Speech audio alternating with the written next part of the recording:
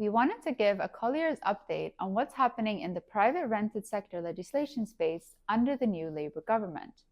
Despite landlords having been worried about the potential for rent caps under a Labour government, the new government have not announced rent caps in the new Renters' Rights Bill. In the King's speech on the 17th of July, the following plans for the private rented sector was outlined. However, clear steps as to how these measures will be implemented are still absent. Awaab's law will be applied to the private rented sector. Awaab's law is named after 2-year-old Awaab Ishak, who tragically died from exposure to mold in his private rented home in 2020. The law will set clear legal requirements about the timeframes within which landlords must make homes safe where they contain dangerous damp and mold. Abolish Section 21 no-fault evictions to increase security and stability for tenants. New clear and expanded possession grounds will be introduced to landlords to reclaim their properties when they need to.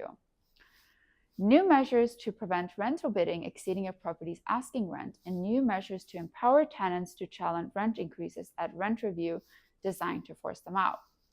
Once again, what these new measures are remains unclear. Giving tenants the right to request a pet, which landlords must consider and cannot unreasonably refuse.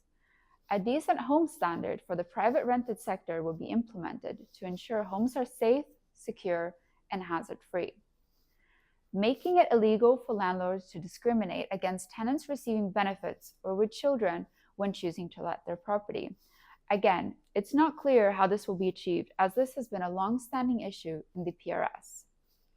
Supporting quicker and cheaper dispute resolutions by introducing a new ombudsman service for landlords and tenants. Creating a digital PRS database, including key information about landlords, tenants, and councils. Councils will be able to use this database to target enforcement where it's needed most. Strengthen local councils' enforcement powers to identify and fine unscrumptious landlords. The bill will apply to England, and much of the bill will extend to Wales.